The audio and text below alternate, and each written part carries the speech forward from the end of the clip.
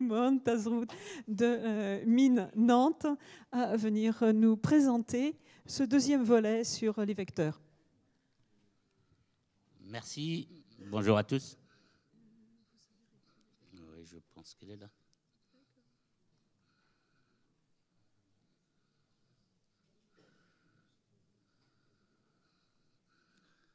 Donc, bon, en ce qui me concerne, je vais me concentrer beaucoup plus sur l'adaptation moteur, combustible, émission, bien qu'à l'école des mines, bon, on regarde finalement toute la chaîne.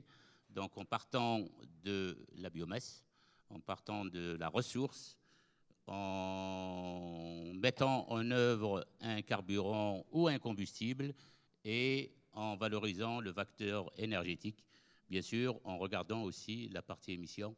Quelle est l'interaction de l'utilisation du combustible que j'appellerais combustible exotique, parce que c'est des combustibles qu'on connaît très peu, c'est des combustibles avec plein de composants, et comment ils se comportent dans les moteurs, bon, c'est quelque chose qui n'est pas, c'est une équation qui n'est pas très simple à résoudre. Alors, pourquoi moteur? Parce que, comme vient de le signaler Ange et l'intervention de nos collègues des mines d'Albi, la biomasse est finalement une ressource dont le PCI est très faible. Donc, on ne gagne rien à la transporter, et surtout quand il s'agit d'installations fixes, stationnaires, où on doit valoriser l'énergie sur place, bon, la transporter équivaudrait à perdre tous les bénéfices, que ce soit énergétiques, que ce soit environnementaux de la filière. Donc, autant l'utiliser sur place.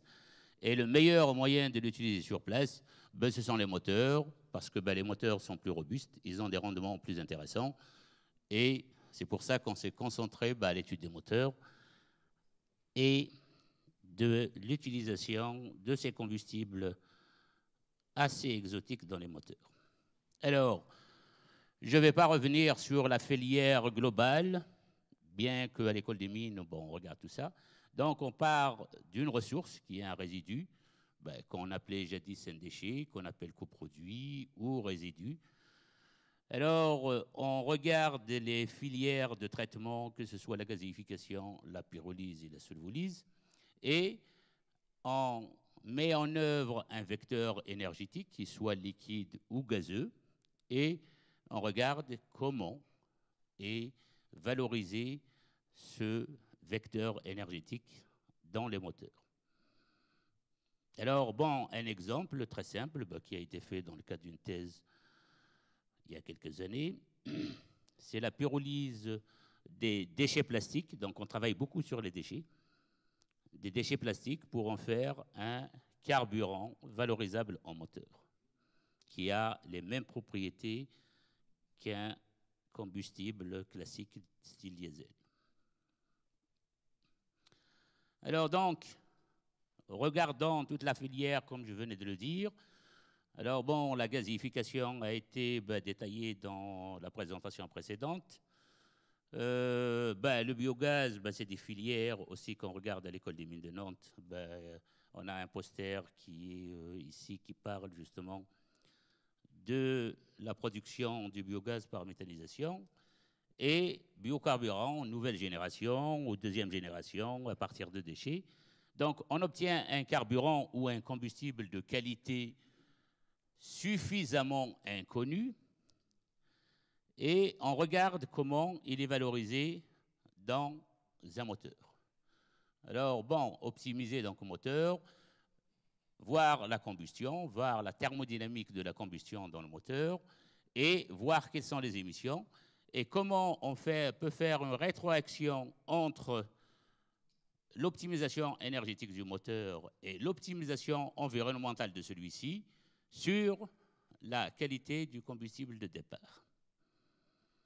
Alors, finalement, pour résumer, on part de la ressource, on met au point un procédé de formulation du combustible, on confectionne ou on met en œuvre un vecteur énergétique qui est mis dans le moteur où il est étudié toutes les caractéristiques énergétiques et environnementales fines de ce dernier.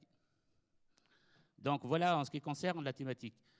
Bon, maintenant, je vais illustrer mes propos par deux exemples. Pour aller vite, on fait pas mal de choses là-dessus, mais je prends deux exemples.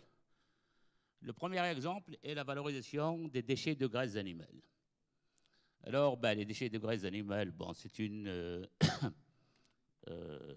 ressource assez importante en France, surtout depuis l'interdiction de l'utilisation des farines animales. Donc, il y a un potentiel qui était très important, donc il faut valoriser. Et la valorisation de ce genre de combustible, la graisse, elle brûle toute seule. On n'a pas besoin de sophistication, de lui ajouter des choses pour la brûler. Mais malheureusement, quand elle brûle, comme c'est un fluide visqueux, quand on l'injecte dans le moteur, on l'injecte en grosses gouttelettes. On ne peut pas injecter à très haute injection, étant donné sa viscosité. Donc, qu'est-ce qui se passe? On a une mauvaise combustion due à la grosseur des gouttelettes, ce qui fait un nuage. J'ai pris cette image un peu exagérée, mais ce qui se passe du point de vue combustion, c'est que comme la durée de combustion dans un moteur est fixe, si vous en avez de grosses gouttelettes, elles ont du mal à brûler parce que la gouttelette, comme on le sait, c'est un fluide qui a du mal à s'évaporer, ce n'est pas en combustion homogène, donc elle brûle par transfert de chaleur, transfert thermique en périphérie avec diffusion d'oxygène. Et comme la durée de combustion elle est fixe, si on a de grosses gouttelettes, à la fin de la détente dans le moteur, on a des cénosphères qui ont été pyrolysées, voire pyrolysées superficiellement, et à l'intérieur, restant graisse. Donc, on obtient ce qu'on appelle des nuages de particules, comme ce qu'on voit sur cette image un peu. Donc, qu'est-ce qu'on fait? Pour le diesel, c'est simple. On a inventé ce qu'on appelle la pulvérisation à haute pression. À haute pression, pour pouvoir injecter très finement. Et si on injecte très finement, on a de petites gouttelettes. Et des petites gouttelettes brûlent en un temps rapide. Donc, on réduit drastiquement la pollution en particules. Alors, pour les graisses, le phénomène n'est pas si simple. Alors, qu'est-ce qu'on fait? On a essayé de regarder ce qu'on peut obtenir par des émulsions. Alors, c'est quoi une émulsion? C'est un mélange d'eau et de graisse. Alors, l'objectif est d'aller mettre à l'intérieur d'une gouttelette de graisse de petites gouttelettes d'eau. Et quand elle est dans un champ de température élevée, le transfert thermique à l'intérieur de la gouttelette va faire évaporer les gouttelettes d'eau et en s'évaporant, va briser la grosse gouttelette en fines gouttelettes qu'on appelle micro-explosions, donc des fines gouttelettes qui brûlent. On a un raccourcissement de la durée de combustion et pour une émulsion dont vous voyez les caractéristiques, on a des réductions drastiques en termes des NOx, étant donné que les NOx, c'est des NOx thermiques. Donc, vous avez l'évaporation d'eau qui consomme, qui réduit la température à l'intérieur, réduit la température de combustion, donc la production des NOx dans le moteur. Et pour un rendement comparable, étant donné qu'on brûle toutes les particules. Et des réductions de particules de plus de 80%. Alors, ceci a été, bien sûr, breveté, je ne sais pas si je l'avais dit. Voilà, c'est marqué en 2004, et il y a une start-up qui s'est montée là-dessus et qui est en train de prospérer actuellement. Donc, ça, c'est le premier exemple concernant l'utilisation d'une ressource déchet liquide transformée dans le moteur. Donc, vous voyez, il n'y a pas besoin de beaucoup de transformation pour aboutir à des résultats assez intéressants du point de vue valorisation énergétique au moteur. Alors, un deuxième exemple sur les gaz.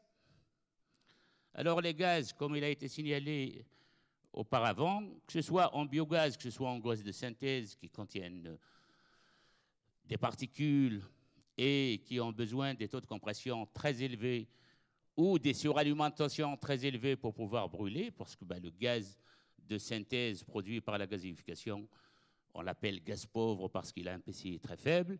Donc, pour pouvoir tirer une puissance équivalente pour un moteur donné, il faudrait suralimenter très fort. Donc, qui dit suralimentation, dit des problèmes de fonctionnement anormaux du moteur. Alors, en ce qui concerne le biogaz et les gaz de synthèse, je ne reviens pas sur l'intérêt écologique et sur l'intérêt économique de l'utilisation de ce genre de vecteur énergétique pour la production d'énergie. Mais étant donné leur PCI et étant donné les problématiques de particules dans le gaz de synthèse et de siloxane dans les gaz de méthanisation, on aboutit à des phénomènes assez complexes qui sont des phénomènes de combustion anormale dans le moteur qu'on appelle le cliquetis. Alors, c'est quoi le cliquetis?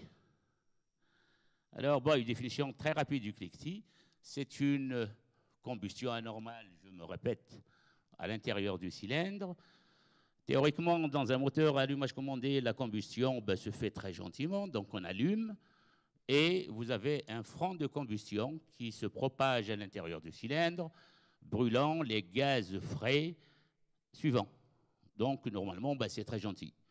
Mais quand on a des phénomènes dus soit à des dépôts, soit à une qualité de gaz qui n'est pas conforme, on aboutit à ce qu'on appelle des points d'allumage secondaires.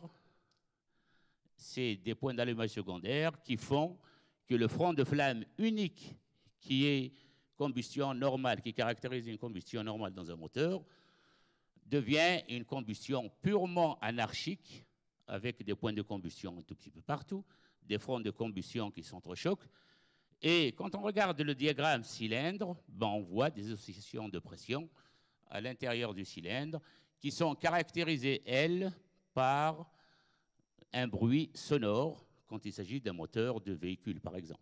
Moteur à essence, moteur gaz, ça on l'entend parce que c'est un bruit qui ressemble à un bruit de casserole qui vient d'un moteur.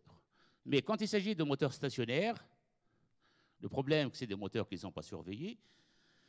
Et si on n'a pas d'éléments de capteurs qui puissent mesurer, qui puissent surveiller ce genre de fonctionnement anormal, on aboutit à des dommages très importants, tant en termes de rendement et d'émissions, mais à des dommages mécaniques qui font, comme vous voyez ici, c'est une photo prise dans un moteur que j'ai mis, qu'on avait mis à des régimes de fonctionnement cliquetis intense et qui ont abouti purement à un trou dans le cylindre. Alors, vous pourrez avoir des phénomènes de serrage de moteur, etc. Bon, je vais essayer d'aller vite. Donc, il y a une problématique de cliquetis. Dans le cas des biogaz, vous connaissez la problématique des siloxanes à l'intérieur du biogaz. Et cette problématique, surtout en ce qui concerne les gaz de décharge, ces siloxanes font des dépôts sur les parois du moteur, sur la bougie, sur le piston, qui font des points d'allumage secondaires et qui conduisent au cliquetis. Alors, comment faire? Les gens qui exploitent le biogaz de décharge arrêtent le moteur une fois tous les 6 mois pour faire la maintenance, et de temps en temps, le moteur est cassé, donc il faut refaire un autre. Alors on a essayé, c'est une recherche en cours. Là, je vous donne un exemple de recherche qui est en cours. Donc, on essaye de trouver un moyen de maintenance du moteur par lui-même. Alors, on détecte le cliquetis. Premièrement, il faut mettre en point un capteur de détection de cliquetis non intrusif à l'intérieur du moteur, parce que si on fait comme on a le signal que je vous ai montré tout à l'heure, qui est fait par un capteur à l'intérieur du cylindre, vous percez la culasse et le moteur a une durée de vie divisée par 4. Tandis que là, en mesurant une simple température et en jouant sur une consommation adimensionnelle, on voit du point de vue expérimental qu'on a une super droite. Bon, on s'est amusé beaucoup, mais on a trouvé la droite, qui caractérise, ben c'est bien de trouver une droite, on est très très content de trouver la droite, qui caractérise la limite de cliquetis. Donc tous les points qui sont en dessous sont des points cliquetants. Tous les points qui sont sur la droite, ce sont des points à la limite du cliquetis. Et tous les points qui sont en haut, c'est des points en fonctionnement très stable, sans aucun problème. Et quand on a cette droite, on peut même mesurer l'intensité du cliquetis en mesurant la distance du point à la droite. Donc, ceci a fait l'objet d'un brevet qui a été déposé il y a quelques années. Et une fois qu'on a ça, on peut détecter le cliquetis. Et quand on a le cliquetis, ben, on essaye de voir est-ce qu'une combustion dual fuel, donc en mettant un autre fuel en plus du biogaz qui assurera le début de combustion, est-ce que la combustion en dual fuel ne pourrait pas maintenir le moteur, enfin essayer de faire la maintenance toute seule, plutôt que d'aller le démonter avec des coûts qui génèrent. Alors qu'est-ce qu'on avait fait? Bon, expérimentalement, bon, vous avez un moteur très propre à gauche et vous avez un moteur où on a fonctionné avec un gaz enrichi. Donc on a acheté des siloxanes bon, et on a enrichi le gaz en siloxane. Bon, on voyait ce que ça donne. Donc, quand on voit ce que ça donne, ben, vous voyez ceci. Alors, quand on a utilisé notre technique, eh ben, on part de ça, ben, on part de ce qui est à gauche, on arrive à ce qui est à droite. Vous voyez qu'on a nettoyé pratiquement le moteur. Ben, enfin, le moteur s'est nettoyé de lui-même. Donc, technique intéressante du point de vue économique, qui ne nécessite ni l'arrêt du moteur, ni le démontage de celui-ci, et gain de temps, gain d'argent, ce qui est important pour les exploitants. Bon, c'est en cours, ben, un dépôt de brevet est en cours actuellement, donc je n'en dirai pas plus. Enfin, je finirai par la plateforme Prévert, dont Ange a dit quelques mots. Alors, c'est quoi la plateforme Prévert? C'est une plateforme de recherche et d'études sur la valorisation énergétique des déchets. Donc, l'école des mines de Nantes l'a obtenue sur financement CPER. Donc, on part d'un résidu, donc on fait toute la chaîne. On part d'un résidu, on regarde quel est le meilleur moyen de préparation, formulation de ce résidu. On arrive à un combustible ou un carburant et on choisit le procédé optimal de conversion pour aboutir à proposer une solution de valorisation énergétique optimale.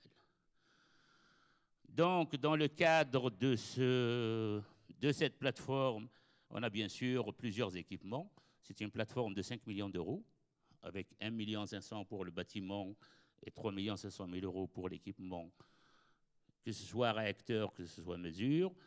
Donc, on a des équipements d'analyse, toute analyse de gaz, analyse de liquide et analyse de solide, et des bancs d'essai réacteurs, comme des bancs d'essai de cogénération, microturbines, du Stirling, pile à combustible, méthanisation, méthanation, cyclo-RC, et ainsi de suite. Et je finirai sur cette image. Je vous remercie.